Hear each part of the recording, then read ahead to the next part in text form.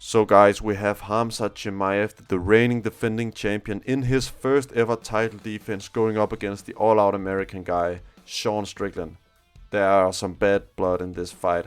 Of course, we know Khamzat Chimaev. He wants to run at you, he wants to ragdoll you to show you how good he is, his dominance in the wrestling. He wants to ground and pound you, he wants to submit you, he wants to hurt you. On the other end, we have Sean Strickland, who wants to calculatedly break you down, pressure you, make you pay for your mistakes. And yeah, guys, let's get into this fight. So guys, in today's video, I will be giving you 5 reasons as to pick Khamzat Chimaev, and also I will give you 5 reasons as to pick Sean Strickland in this upcoming main event of UFC 328. This is a fight with very bad blood. I'm very excited for this fight. Everyone should be, this is probably one of the biggest rivalries we have right now in the sport. And if you ask me, we really need some of these rivalries. We haven't got a build up to a fight with trash talk in a very long time, and I very much expect to see that in the build up to this fight. So yeah, let's get right into it. 5 reasons to pick Khamzat Chimaev. Number 1, of course, that has to be his elite offensive wrestling. Khamzat Chimaev, in my opinion, no doubt about it, has the best offensive wrestling in MMA history, and I am confident saying that even with the guys of Khabib, of Islam Makhachev, of Merab Dvalishvili, I am very confident in saying that Khamzat Chimaev has the best offensive wrestling. Now, I'm not necessarily talking about submissions. I'm not necessarily talking about chain wrestling or defensive wrestling. I am simply talking about people that are effective at getting people down, holding them there, or just do what they want to do with people on the ground. And for me, Khamzat Chimaev is the number 1 guy at that thing. You saw what he did to Kevin Holland, you saw what he did to Li Jingliang, you saw what he did to Dricus du Plessis, you saw what he did to Robert Whittaker. He even got Usman down and 10-8'd Usman in round 1 in their fight. Of course, he gassed out later on, but that's another thing we'll get to. But number 1 reason for why Khamzat Chimaev will win this fight is obviously because of his elite offensive wrestling. Everyone knows that, that's no secret. So I wanted to make, to get that out of the way first. Let's move on to the second reason. His early pressure. Khamzat Chimaev doesn't have a feel out process. Guys like Peter Yan, Cyril Gane, a lot of guys, they have they tend to take the first round off, feel out their opponent, calculate, alright, find openings, do all of that. Khamzat Chimaev doesn't do that. He rushes forward. Just like I have a picture on screen of the fight against Kevin Holland, first seconds, he's just aggressive. He's all out attack. He doesn't give a fuck about your abilities, about he doesn't respect you. He just wants to attack. This guy's early pressure is insane. You saw what he did to Kamaru Usman again, as I just briefly mentioned. He 10-8'd Kamaru Usman in the first round. Of course, gassed out later, but his early pressure is absolutely outstanding. And that is really something to worry about for Sean Strickland. The early pressure, again, if it goes to the later rounds, it might not favor Khamzat, it might favor Sean Strickland. But his early pressure is insane, and his cardio isn't even that bad anymore. You saw what he did to Dricus du Plessis. He controlled him for 5 rounds. That was boring as fuck, I know. But he still very dominantly defeated Dricus du Plessis, even in the championship rounds. Which leads me on to strength number 3, which is his physical strength and control. Khamzat is a fucking freak of nature when it comes to just athleticism, his strength, physical strength, his control, he ragdolls people.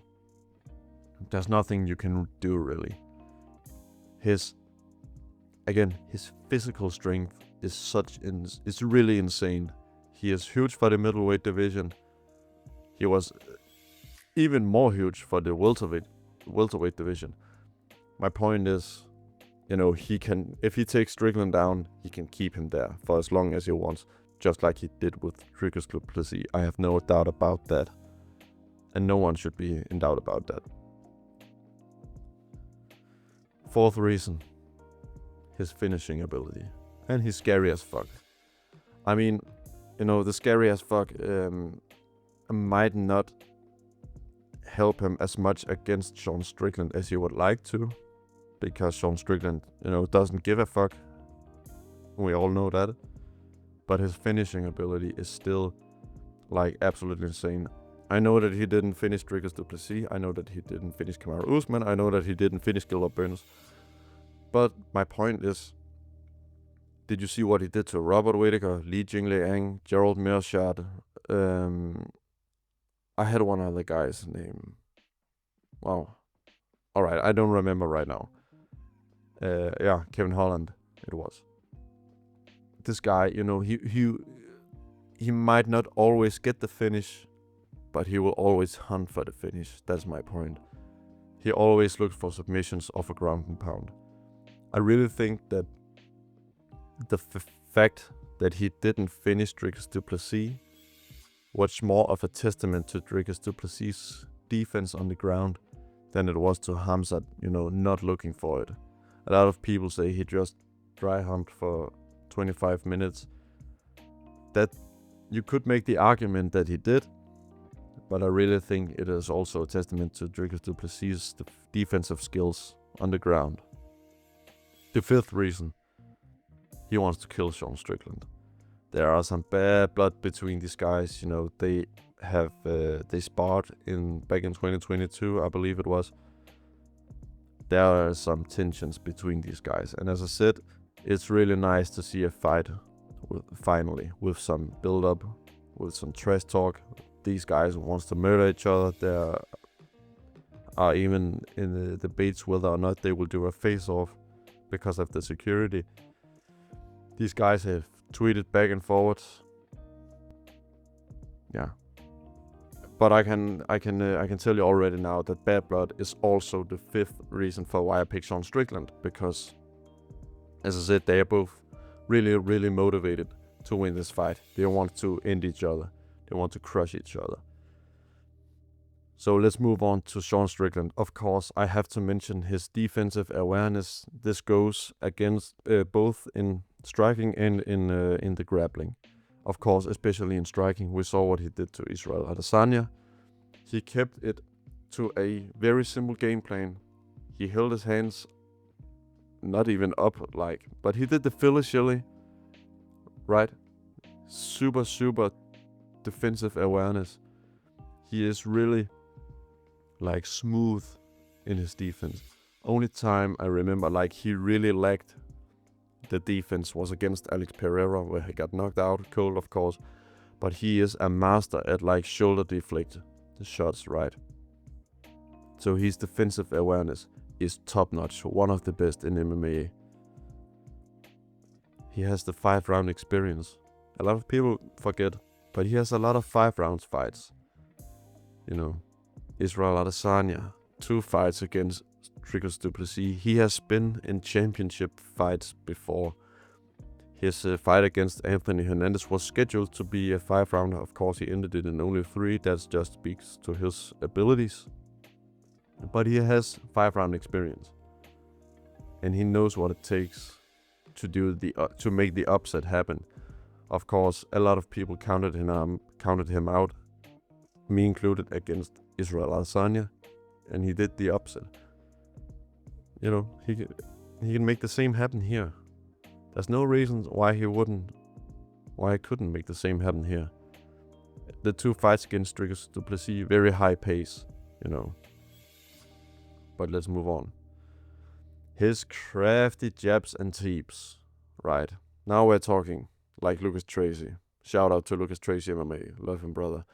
But, against guys like Paulo Costa, Israel Adesanya, Abus Magomedov, like all of his fights, he just sticks to a very simple game plan, which works for him. That's very nice. He does the jab to make his opponent feel a bit off, to feel awkward. He does his teeps to keep his opponents at bay, at distance, and that's really Sean Strickland's game, right? Everybody knows it. It's no secret, but it's no secret with Khamzat's either. Everybody knows Khamzat's game plan, and that's the funny thing about it.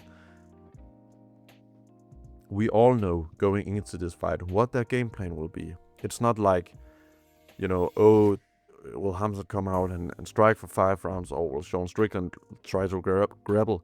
No, that's not the case.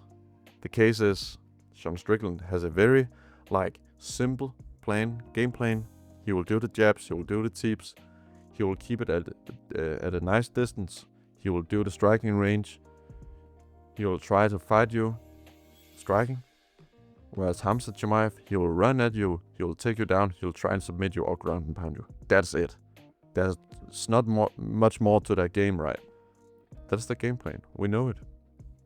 So this is not about who did the best game plan. This is about, alright, who gets to dictate where the fight takes place. This is a fight about who gets to dictate what they are doing, right? Either one of the guys will implement their game plan really well and dictate where the fight takes place. If Khamzat does that, it will take fight, and the fight will take place on the ground. He will probably find the ground and pounding or the submission. If Sean Strickland gets to dictate where the fight takes place, it will be a crafty Sean Strickland performance, a veteran Sean Strickland performance with crafty jabs and teeps for 5 rounds. Like Sean Strickland's mental toughness. As I said before about Khamzat being scary and all of that, that really doesn't. I really don't think that it will help him much though, because of Sean Strickland's mental toughness. He knows what it is to be an underdog, not just in the octagon, but in life in general. I really think Sean Strickland is. And I know this might sound controversial, but I think he deep down is a good guy. He wants people to succeed. I think he really wants hardworking people to succeed. But mental toughness, I think that will play to him really well if he can survive the first couple of rounds. If he makes it out of round 1 and rounds 2 and still just stick to his game plan, rounds 3, 4 and 5 that could really play into his favor, I think. And of course, moving on to the last reason, bad blood. As I said, for Khamzat as well, these guys really don't like each other, really wants to end each other, to crush each other. Yeah, there's not much to it. I'm really excited for this fight. You should be as well. Of course, these guys, they really don't like each other. I could see, some kind of controversial thing happening in the octagon. They start fighting before the referee has started the fight. They fight after the fight has ended. I could very much see something like that happening, something controversial. I don't think Sean Strickland wouldn't mind. I don't think Khamzat would mind if that happened. But it's gonna be really interesting to see. Because I wouldn't say that we lack cheaters, but we kind of lack someone controversial and someone who is willing to get their name out there by doing something radical. The UFC has become a bit just much conservative. You have 2 ordinary guys with no personality go in there, get some kind of fucking boring decision fight, go out there. That's not what the UFC is all about. Back in the day, the UFC was all about not necessarily trash talking, but go out there, make a name for yourself, do something crazy, either in the octagon, outside of the octagon, or both. We really like that, and therefore I think that this fight is great for the middleweight division. It's great for the UFC. This is probably the best fight card of the year, possibly. We'll see about the how the UFC White House will turn out. But so far, this is the best fight card of the year, in my opinion. Anyways, guys, thank you for watching. I appreciate it. Please remember to leave a like and a comment down below. To subscribe to the Submission Addiction. Drop your predictions down below. I do think I will end this video off by giving my prediction, and unfortunately, I think this will end early. Sorry for my English there. I think Khamzat Chimaev will submit Sean Strickland in the very first round.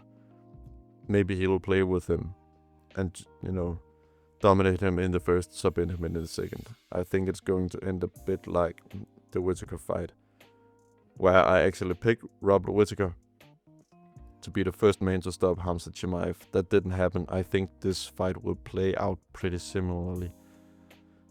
So yeah, there you have it. Remember to drop a comment down below, drop your predictions down below, leave a like, and subscribe to the Submission Addiction, and I will see you guys. Bye.